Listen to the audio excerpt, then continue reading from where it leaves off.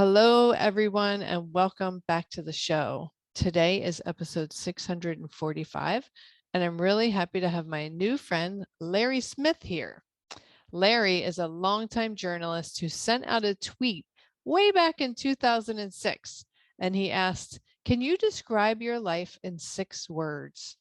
That tweet launched the Six-Word Memoir Project, a best-selling series of books and a popular teaching tool in classrooms around the world. He's got a new collection of 6-word memoirs, and today we are going to talk about how parents can use it to connect with their kids. Welcome, Larry. It's great to have you here. So nice to be with you, Aaron. So before we dive into our discussion today, tell me about that shirt you're wearing.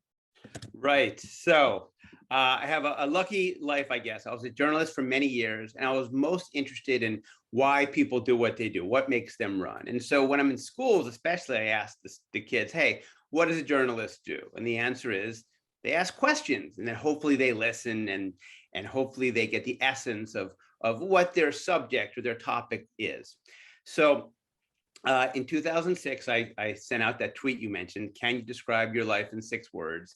And I thought it would be a fun little, Twitter was a new thing, a fun little literary riff, and it's based on, some of your listeners may know, it's based on the literary legend that, according to the story, Ernest Hemingway once wrote was once challenged to write a whole novel in just 6 words. As the story goes, he wrote, "For sale, baby shoes, never worn." Might be true, might not be. But playing off the literary legend, because we all love an origin story, I challenged the pretty small world of Twitter back then to describe their life in 6 words. And within days, there were like 10,000 tweets. And so I started a little website called sixwordmemoirs.com so I could collect them that way. So that was about 15 years ago. And 6-Word Memoirs has become a best-selling book series, an event program where people start with 6 words and tell the backstory, kind of like The Moth. And for me, most meaningfully, a way for teachers to help their students start writing, kind of break through hard ideas, because the blank page is scary for all of us, right? For writers, for non-writers, we all have to write it sometime. We all have to speak.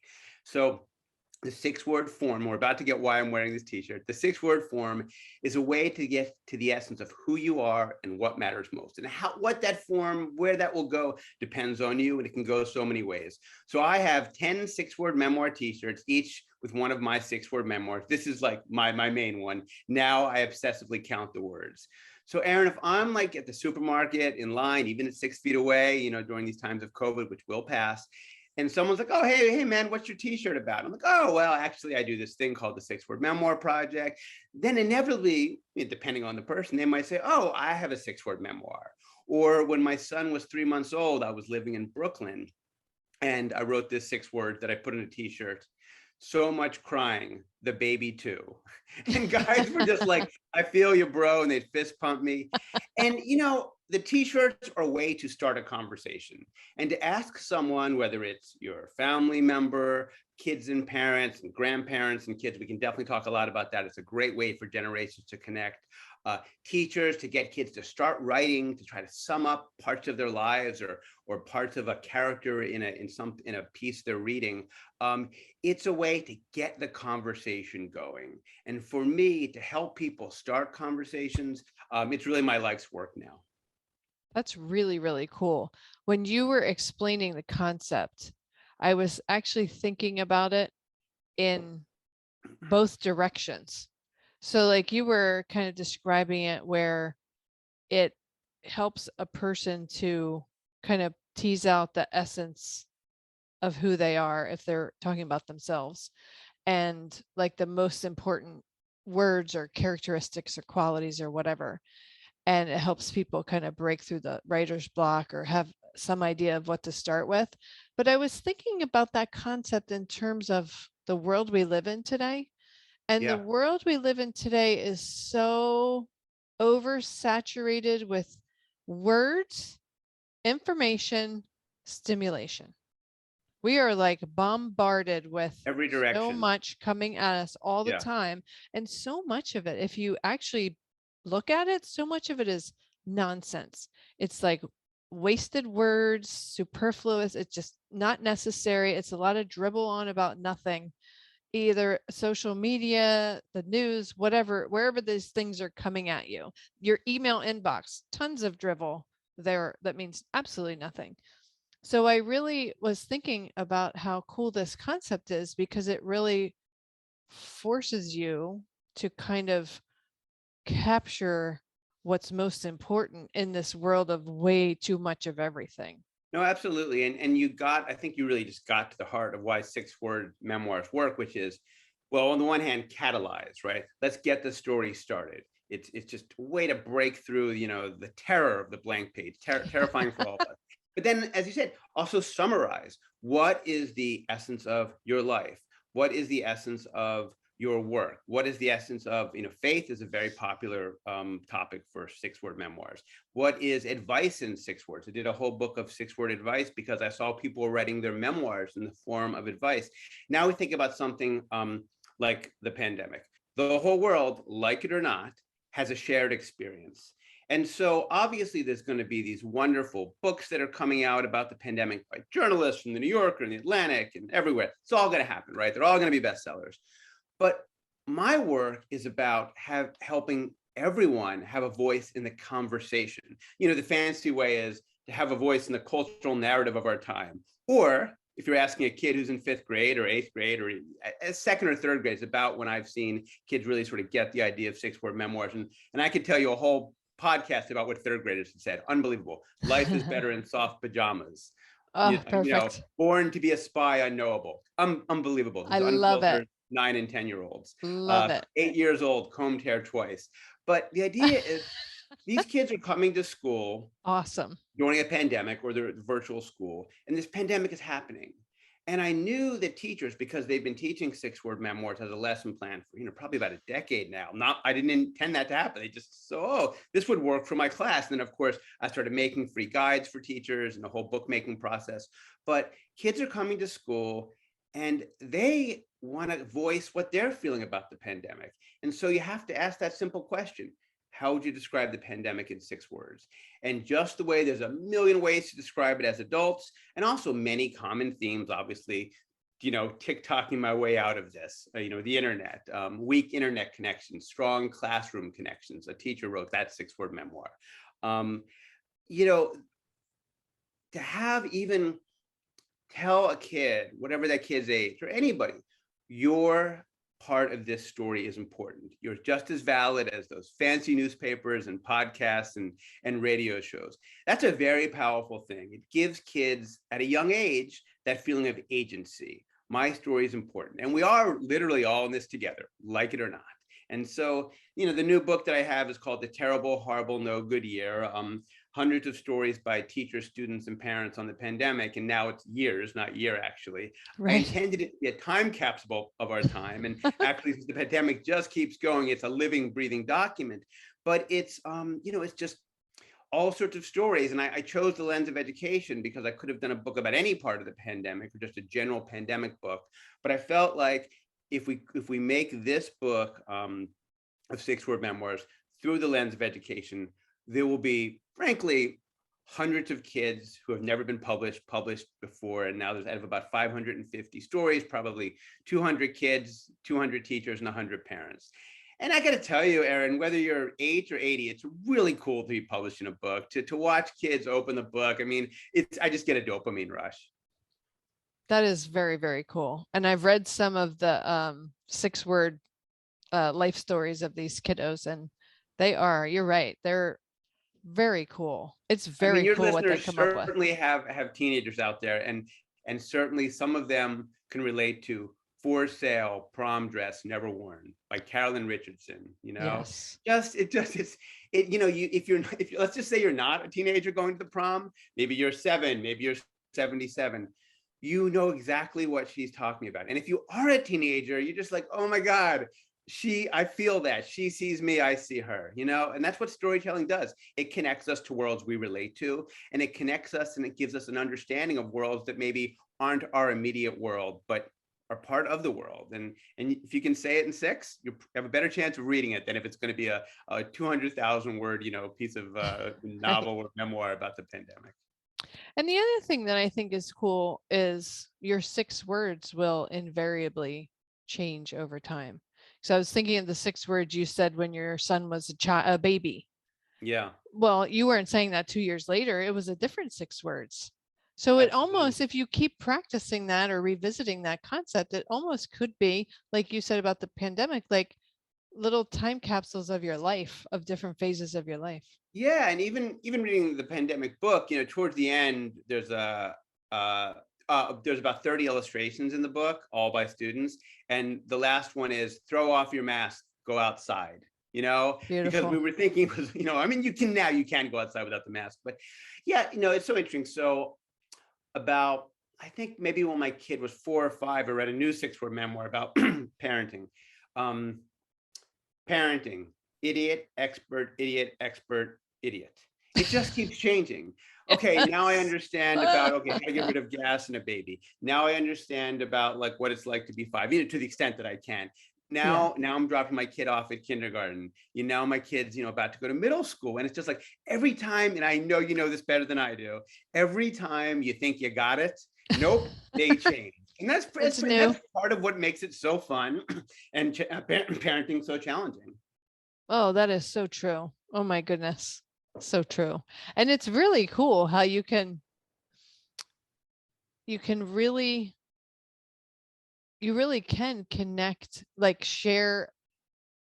have a shared experience or a shared memory of an experience with something as simple as 6 words. You can say those words. Like I'm thinking again about when you're walking down the street, was your t-shirt when your son was little, and other dads were reading your shirt, and they were connecting with you. They don't know you, they never saw you, they don't know anything about your life. They just read those 6 words and they said, "Oh, I can relate." And that's so Totally. And I'll give you cool. a funnier example. So now, at some point, I'm married. Well, obviously, well, not obviously, but I'm married, and we're going to various charity events for the school. And I wrote a 6-word memoir and I made a t-shirt. It says, live auctions and alcohol don't mix. And that was about my wife. I'm like, no, we don't need that other thing. Somebody take the wine away from her, And it's kind of like, it's a joke. And even if you see my t-shirt, you don't know it's a 6-word memoir. It's just a way to start a conversation. And for sure, what's really cool about this website, which is now, I mean, well, God, I'll tell you this story. My first classroom I was ever in was in South Jersey, where I grew up, the same elementary school I was in. So my nephew's in the same school. For all I know, it was literally the same classroom. It felt like the same classroom.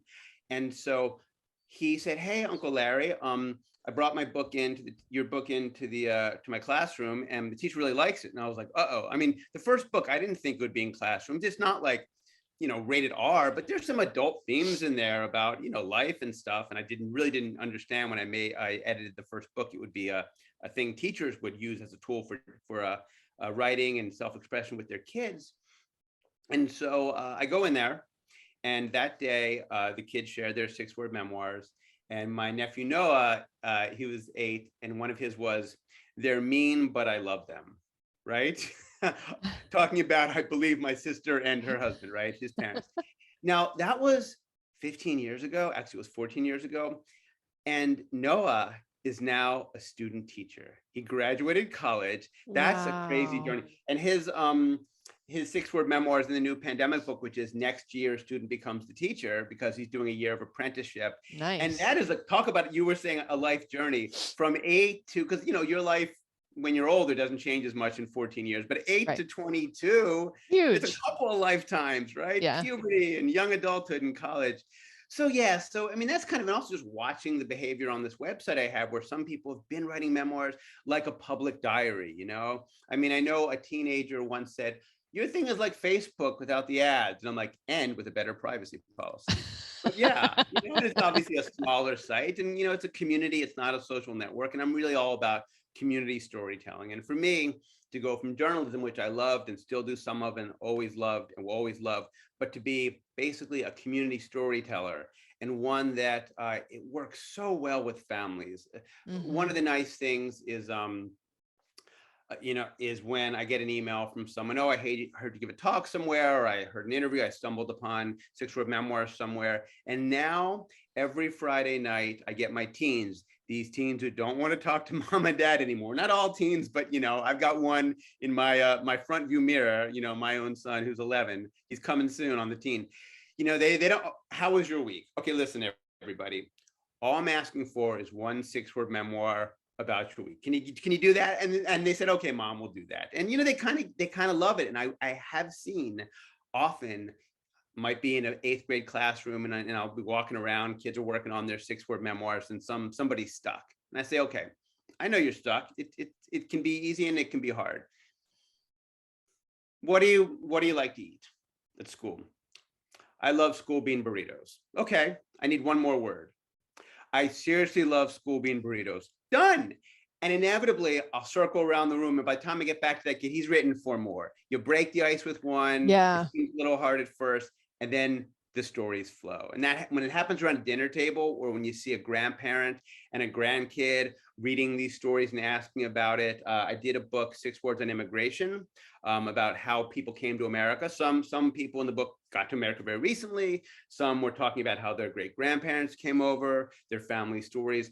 And to have grandparents and grandkids share these stories about where they came from, and you start with 6 words, and hopefully you hear 3 more magical words. Tell me more, right? A 6 word is almost like a headline or a teaser. Tell me more. What happened next? That's really cool. Yeah, I can even imagine that being used like at a Thanksgiving gathering, like a family holiday. Well, I don't think you knew this story, but because it's not one that's in a book anywhere. But my first tweet was a couple days before Thanksgiving, and I told my family, oh, I started this thing and it's kind of taken off, and without a lot of preamble or talking about the Hemingway origin story for Sale Baby Shoes Never Worn. Just around the room, it started happening. My nephew, the older nephew, he's now like 25. He said, "Oh, I have one for Grandpa. Memory loss. What was I thinking?" The kid was 11 at the time. Oh my gosh! And my 5-year-old niece did a 6-word review of the turkey, and it's absolutely. And of course, now awesome. 6 words of gratitude is a great Thanksgiving prompt. And the thing is, your listeners will hear this idea, and they'll be like, "Oh, wait a minute, I have an idea." I'm going to be like, say to my kids, 6 words on Earth Day. What do you think about the environment? 6 words on what do you want to be when you grow up? Or describe my son is doing a book report on Greta Thunberg, the great young environmental champion, activist. And as part of it, he's going to include his 6-word memoir for her. He's going to make one up for her. And then, of course, there'll be, hundreds more words about Greta, but he'll start by kind of summing up her essence. And people come up with prompts I never thought about, and it's just kind of magically. It's a tool to be shared, and as a way to start conversations. What better place than with families? Yes, I agree. I'm thinking about how it would make a great icebreaker, if you have like if you go, or if you lead maybe a workshop at a convention or something, no matter what the topic is on. I do that all the time. So many things. What's so funny is that you can go to, if I'm at like a conference of teachers or therapists love 6-word memoirs because it's a way to kind of self-expression. It's a way to kind of dig in. And my mom was a social worker for 45 years. We had a lot of like, "How are you feeling, Larry?" And I'm like, "Well, Mom, I'm okay that Apollo Creed knocked down Rocky. I'm over it. So can we just get McDonald's now, But so I was like, oh God, I don't want to be in the therapy business, but I'm accidentally am. And when you share a story as silly as school bean burrito, or as intense as Mom's Alzheimer's, she forgets, I remember, you're releasing something, and that can feel good and powerful. But now, the better parts of community sites, and to some extent social media, is people can catch it and be like, "Wow, I feel that. Cursed with cancer, blessed with friends." That was shared at a live event, and you just saw other people like, "Hey, I don't know you, but my sister has cancer. Beautiful. Thank you for that." And at conventions, and it can be, as like I said, a therapist convention or a teacher convention, but I can literally be at a convention of supermarket owners, and I could say, "Okay, I'm your speaker, and that seems weird, but I'm going to talk about the power of storytelling to connect your employees to each other and to your customers." And our prompt today is, why do I do what I do? why do I own this supermarket, right? And then it could be 500 people in a ballroom. It could be 50 people at a staff retreat, and they go around the room. In this case, it was a big ballroom, and people are going around the room, and some people are sharing 8 words by accident, and some people are sharing 6 words about the butcher's been with me for, decades, and that's meaningful. But then this one woman, and it was mostly men who own these supermarkets, but this one woman's like, hi, I'm Sally. I own a couple of ShopRites in Connecticut. And my 6 words are, why are you screaming? It's detergent. So the whole room erupts, because if you own a supermarket, nobody understands your weird world like the other Except supermarket you, owners. right? And your And some nut in colleagues. aisle 3 is losing her mind about detergent. And that's that kind of we're all in this together thing. I'm giving you a goofy example, but that idea of like storytelling, connecting people in a shared experience of parenting, of owning a supermarket, of being in 5th grade, it's so powerful. And we're so used to storytelling that sometimes we forget just how life-changing it really can be. So that's a long answer. So true. Yes, it's really great at conventions. And I'm also thinking about the current world we live in and how divisive it is. And so I love anything that tries to kind of neutralize that toxic division and bring us together in a shared experience, environment, whatever. You have teed me up for, sometimes people say to me, you have a favorite 6-word memoir. And there have been millions written on the site, and I suspect countless, millions more on blogs and at conventions and conferences, dinner tables, wherever. We'll never know. I like to call it and counting, ... ellipsis. Yes. I do have a favorite 6-word memoir, which is, I did a book of all illustrated 6-word memoirs just by students about 8 years ago. It was called Things Don't Have to Be So Complicated. It's an ebook only because the illustrations look so good. And so we did just an ebook.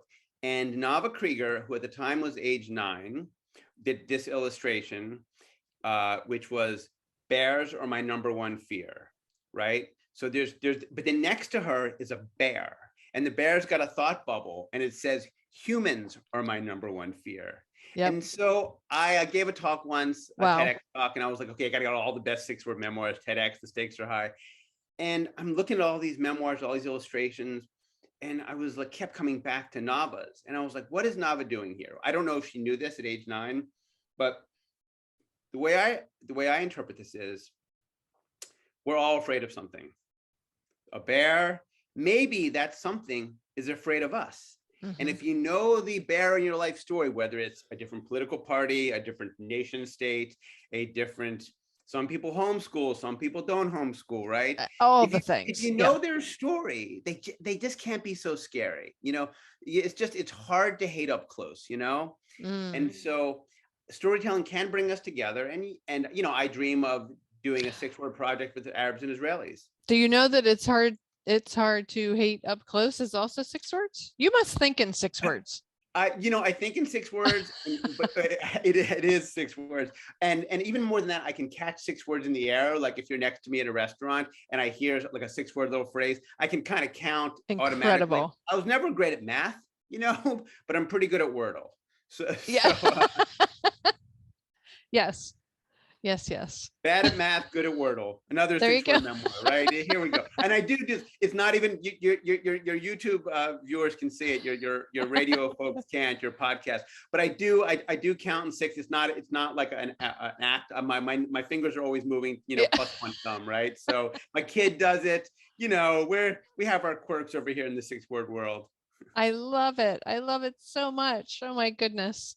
So I cut you off, but go back to what you were saying about the Palestinians. What was your new idea? Oh, I have just a dream of doing at some point where, Palestinians and Israelis, probably maybe students, share 6-word stories, and we bring them up on a stage where, different stories start with 6 words, and then they tell the backstories about just like not politics, just what it's like to be me, And one 6-word memoir, which was in the 6-word immigration book, by a young Syrian Palestinian American, those are her hyphens, who I met when I lived in Columbus, Ohio for a few years.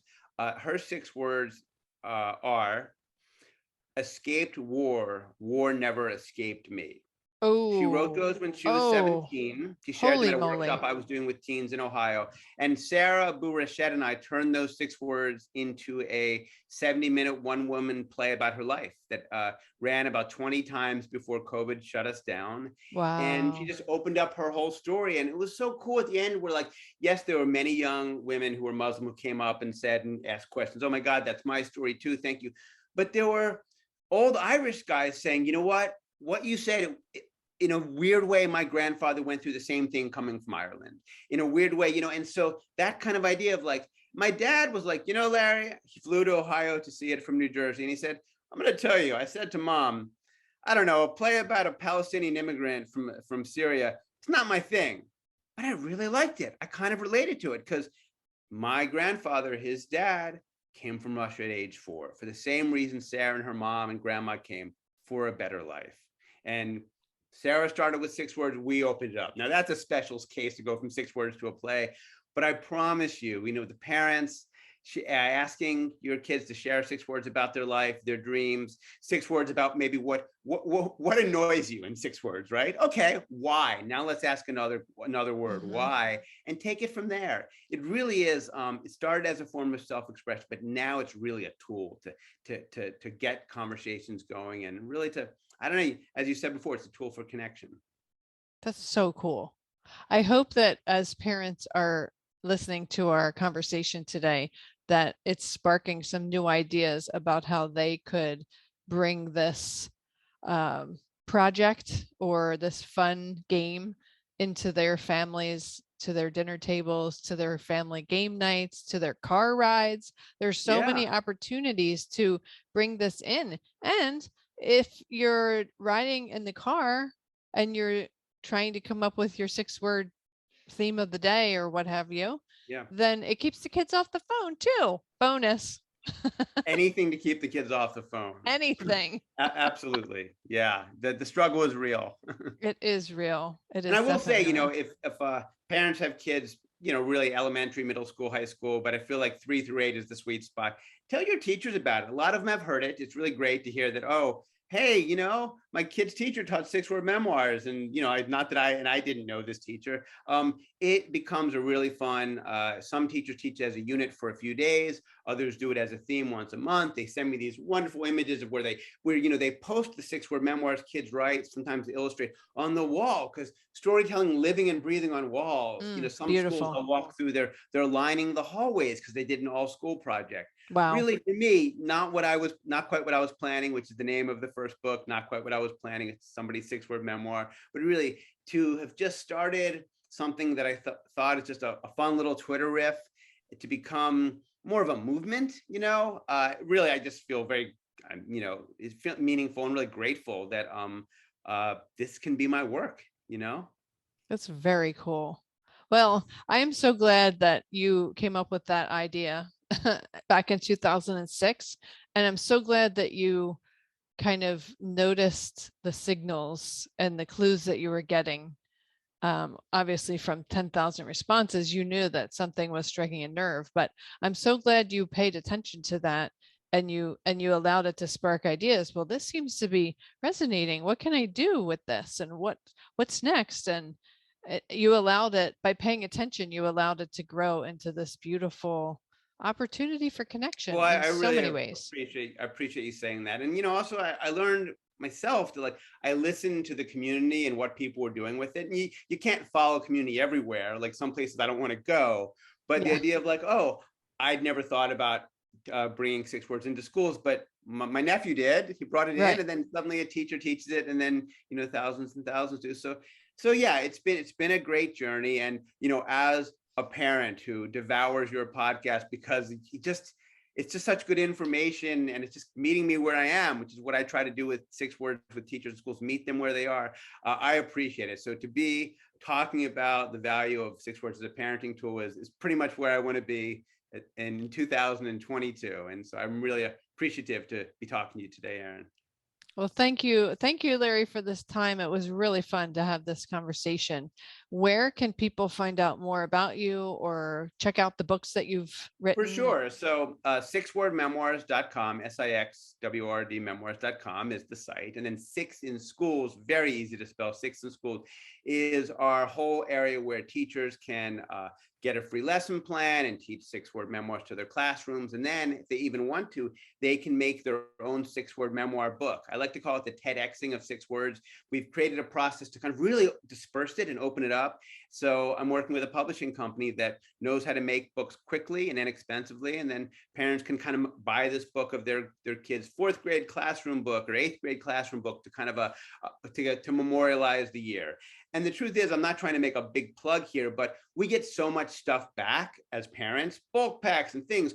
What are we going to save? I know you deal with this issue and have tricks for it, but like you'll save a nice looking hardcover book with your little yearbook and 6 words of your kid's class. So again, it's just an extension of the work I'm doing. So and I do believe that when you give a teacher a 6-word memoir book as a gift instead of a gift card or a coffee mug, you're giving them not just a fun read to sit on their desk and to flip through and maybe their coffee table at home, but maybe a tool that can be useful in their classroom. And I'm just here to spread the gospel of 6. I think it's a good one. I think it is too. I love it. Well, I hope we've given parents tons of ideas. I will post your websites in the show notes so that people can check out your work. I really encourage them to do that because I think they might have a lot of fun with this. And I meet so many parents and I work with so many parents who struggle to find the fun in the struggle. Oh, And yeah. if you can't find the fun, it makes every day more of a challenge than it has to be. Whenever we So can gamify anything, it's a win. yes, I think for all ages, but with kids. So yes, gamifying storytelling and learning and writing, which is what 6-word memoirs can do, is let's find the fun. There's a 6-word memoir in there somewhere. yes, I love it. Well, thank you so much, Larry, for this time today. I love all your ideas. I can't wait to hear what my listeners come up with, and we'll just go from there. Thank you, Aaron. Okay, that wraps up today's episode. Wherever you are in this world, I hope that you can come up with 6 words that describe your life.